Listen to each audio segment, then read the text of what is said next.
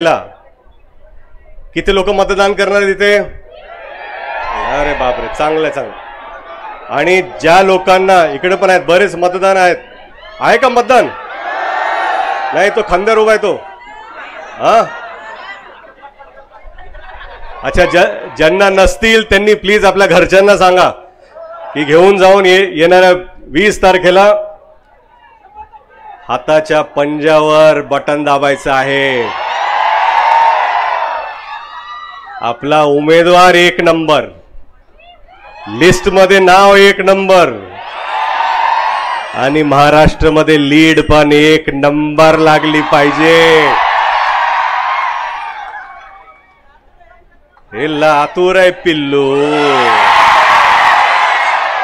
लातूरचा अजून इंगा बघितला नाही लोकांनी. ती आता आणि तो इंगा दाखवण्याची आता वेळ आलेली आहे. आणि ती धडकी, ती भीती आता मला वाटतंय. भैया, तुम्ही म्हणालात की विरोधकांचं तुम्हाला नाव घ्यायचं नाहीये कारण त्यांना तुम्हाला चर्चेत आणायचं नाहीये. ही गर्दी पाहून ती चर्चा इथंच संपली. काय वाटतं, चर्चा संपली का नाही? चर्चा संपली का नाही? ऐकू येत ना मला? चर्चा संपली का?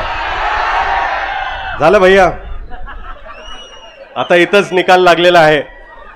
युवकांची साथ ज्याला असते त्याचा विजय निश्चित असतो. हे आता येता 20 तारखेला तुम्ही करून दाखवा.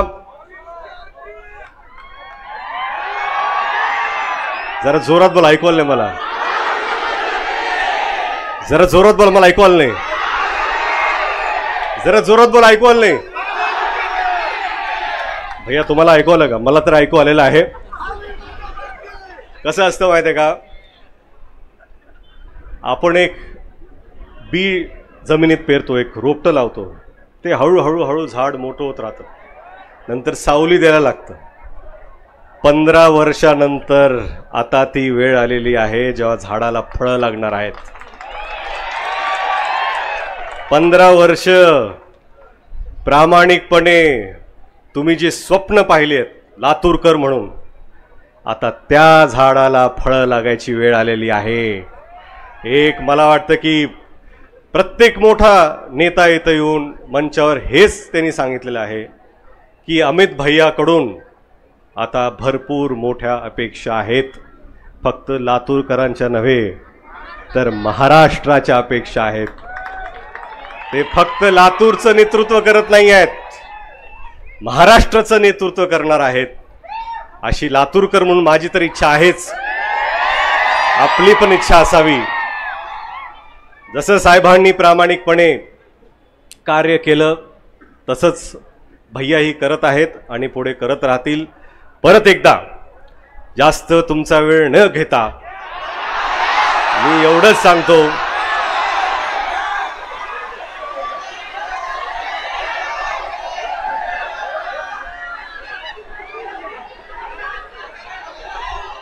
आपल्याला आपला हात भारी, दुसऱ्याला आपली लात भारी. येत्या 20 तारखेला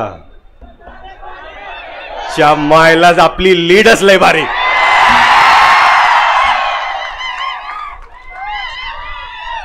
जय शिवराय, जय भीम, जय महाराष्ट्र, जय लातूर, जय लातूरकर. धन्यवाद. उद्याचा महाराष्ट्र घडवायला आला या ताकदीने लढाई.